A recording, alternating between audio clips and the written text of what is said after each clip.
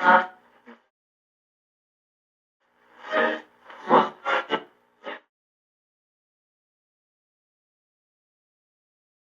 you know what it means to hold on for your life?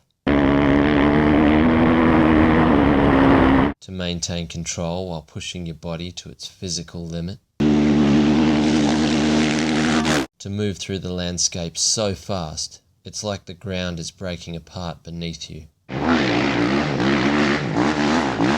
This is desert racing.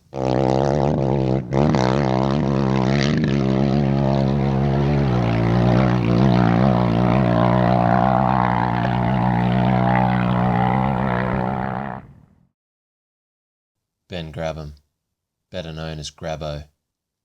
He's a professional dirt bike racer, has been for 16 years.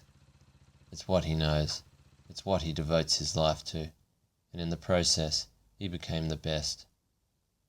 Grabo started out in the bush, winning multiple Australian enduro and off-road titles year after year. But it was only a matter of time before he discovered desert racing. A fast, brutal and grueling environment.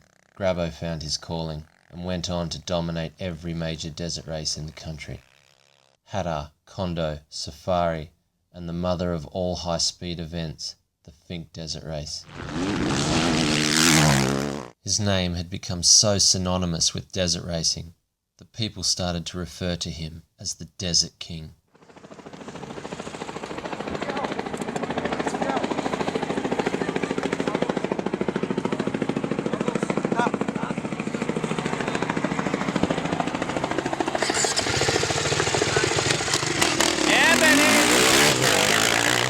Great, I give you time, 3 hours 58.59 for the round journey.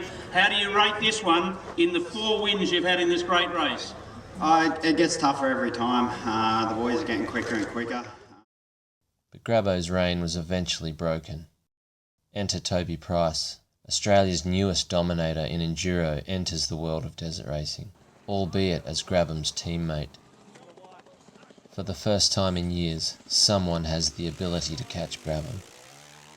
The other interesting story about Toby Price is this is his first Finke. He is the first King of the Desert that has never ridden the race before in 23 years. Since 1987 we haven't had a winner that hasn't ridden the event before.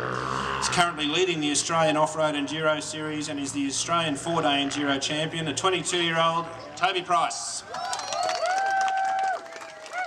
Grabo DNF'd with the mechanical that year, but a powerful rivalry had begun. Toby, how does it feel to be King of the Desert? Oh yeah, it's awesome. I've got no words to describe it. Definitely didn't think I'd be standing up on the podium on my first trip out here, but Price got the taste of glory, and he liked it. He wanted more of it. He wanted that #1 plate just as much as the media wanted him. Fans flocked to see him, kids loved him, and if there was a race to win or a championship to be claimed, it was Price who wore the champagne at the end. But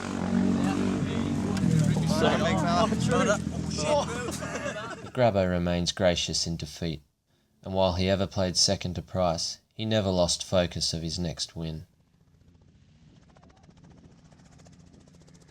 The Price and Grabham battle evolved, and in the process they became a league of their own. All other riders were competing for third place, while Price and Grabham pushed the limits of their bikes and bodies to breaking point. On the 8th of April 2012, Grabo suffered a major crash while leading the Kondo 750 rally.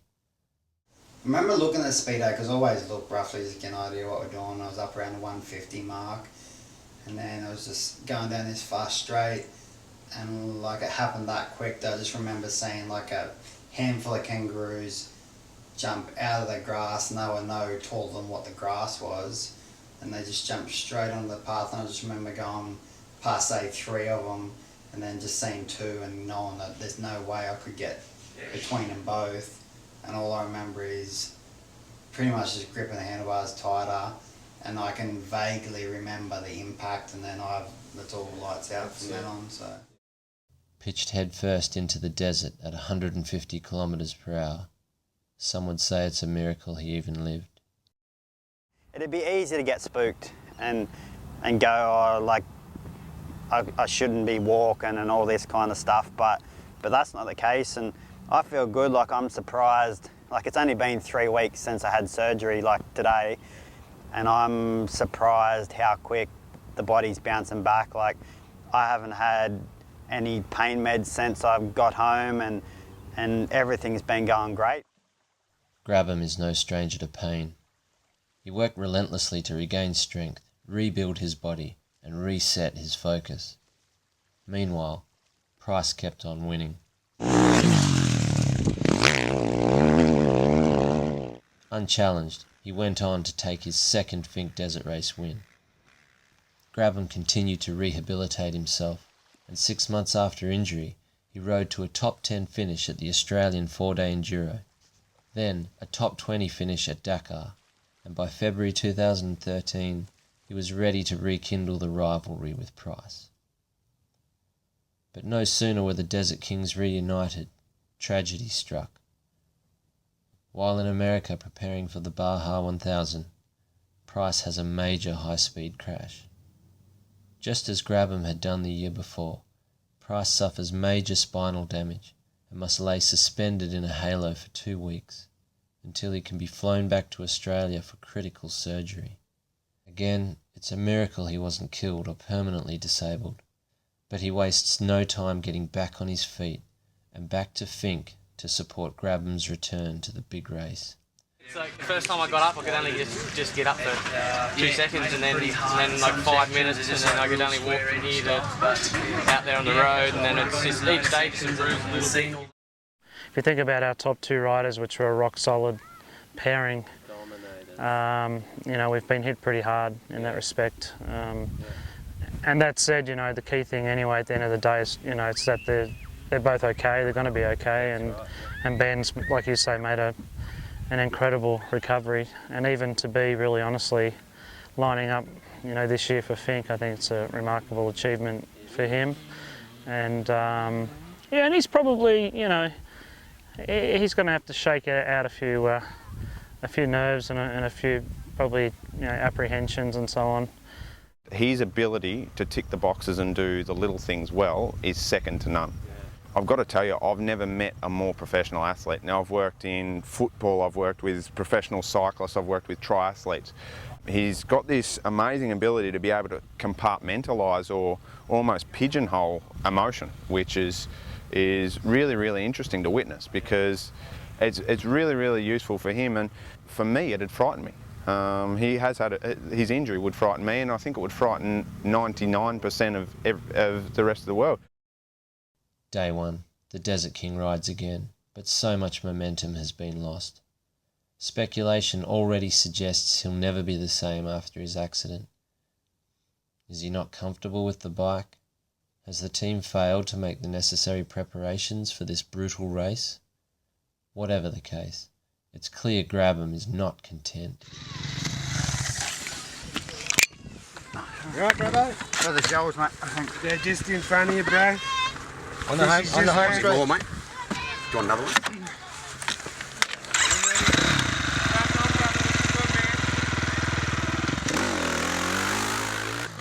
Mate, I'm disappointed, I'm pissed off. I don't even know what position I'm in, but I know I'd be 10 minutes behind the leaders, which is not good enough for me. It's one of those things, like, people are gonna, until I basically come back and win, or the next race I win or beat everyone in a race, like, it's like anything, they'll think, okay, he's done, whatever, but at the same time, I never feel I have anything to prove to anyone. I don't care about that, but I just won't give up until I achieve what I know I'm capable of. Mate, like I said, I've busted my ass to get to this point, and it won't stop here. Day 2. Grabbo leaves his pride in the desert and cruises to the finish in 11th place. His overall time is 27 minutes slower than his previous winning time in 2011. Injury aside, something's not right.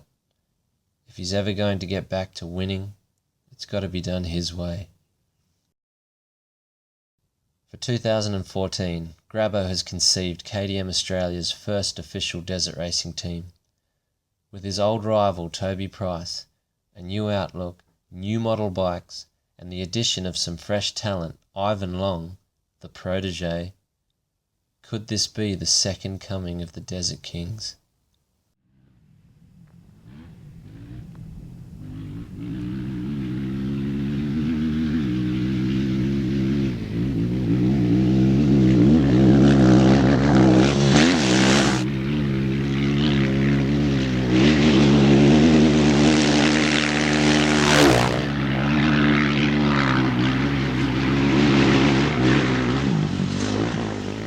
With the team structure this year, like we've got a lot of good guys and sponsors, and they're all people that I've dealt with and had a lot of success with over the years, and it's probably a bit smaller group than what we've had, but it's just guys that get the job done and make things happen, like KTM Australia in Perth. Everyone there just helps me, whether it's the right gear, whether it's getting designs done for graphics, whatever. And then the boys at the motocross team, EMU Planes, like they're helping us out with engines, and they've gave us some amazing stuff to ride. As you see today, it's so fast what we got.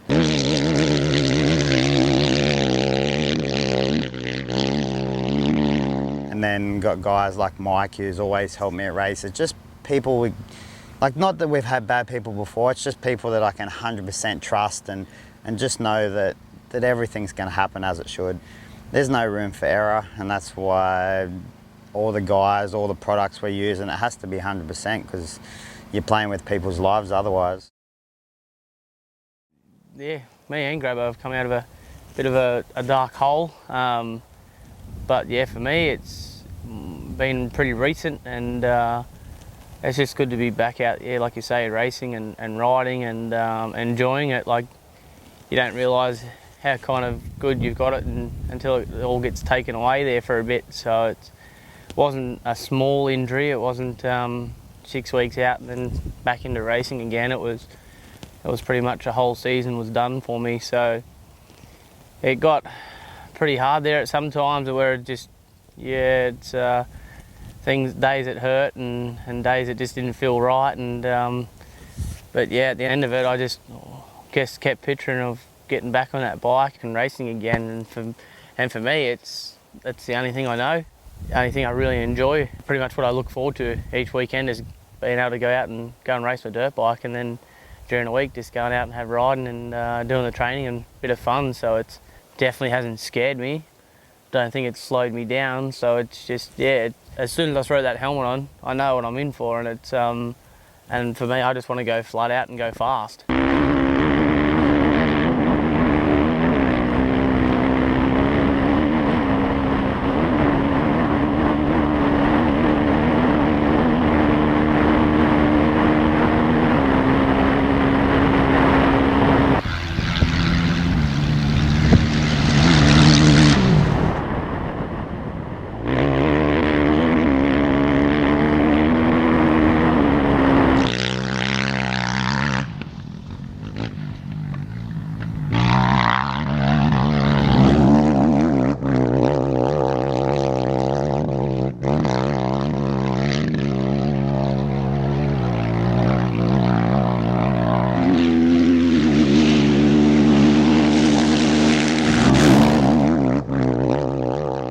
Toby's amazing fast in the desert, especially Hattah. Like, he's unbelievably fast in these conditions.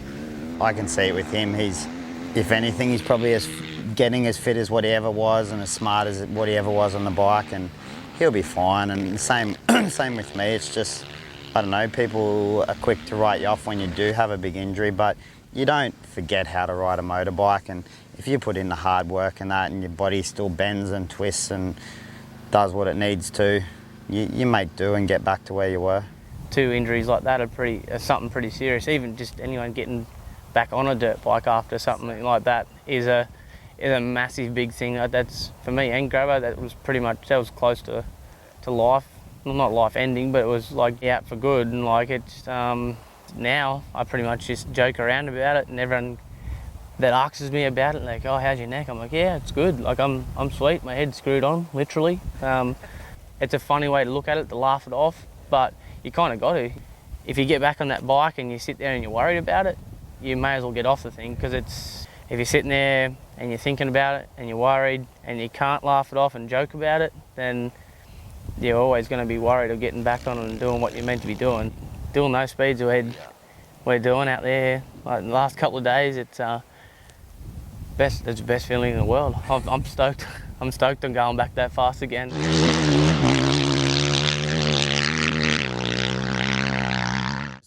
I can't believe I'm actually riding with the two best guys in the country, especially with off-road and desert racing. So I have a look at them 2 years ago. They both had really serious injuries and they've come back swinging. Like they're really smooth. They're looking real tidy. I mean, Toby, even just riding with him today, you can tell straight away that he's really strong and he's fit and healthy and he's ready to go. I mean, Toby's super fast. He's got natural talent behind him. I mean, I'm only 24 years old, so those guys are definitely older. I mean, Ben's 32 and he's still going real strong. So I've got high hopes. I don't want to talk myself up too much, but I mean, I'll do anything possible. My life is racing.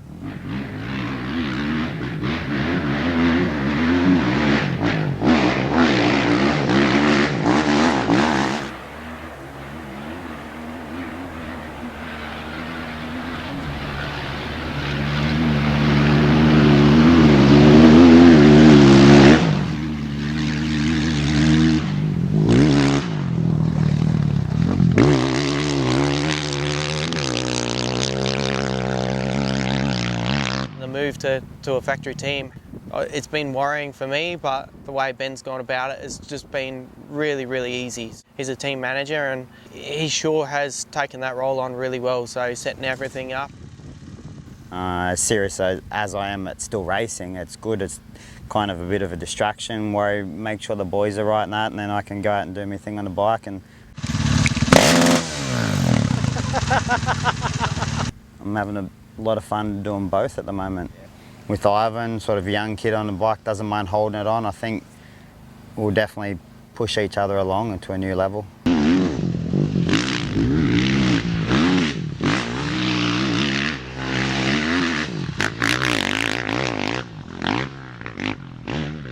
One of the best things that's ever helped me in the desert is, Toby's the same, we're not worried about who we're racing or what's going on. It's just about how fast we can actually go on these tracks. And I think the KTM 500's evolved into a really good desert bike. Like normally in the past we've actually rode the motocrosses, but the EXC's that well suited, even stock standard as a desert bike, that we don't need to do, like obviously we're doing small things to make them a bit faster and that, but that's just because we're pushing the limits. I mean, Toby and Ivan, we want to go as fast as possible and be as far in front as what we can be. So it's the bike to be on at the moment. Like all the testing we've done over the years and that, these bikes are proving to be better and faster in every kind of way. And it's just, I don't know, it gives us some good motivation heading into the year. I'm feeling good on the bike and seeing Grabham blast by, it's, I think we're both back to where we need to be. Still got a few more months to build on a few things and work on things, so we're can only progress from here and get better.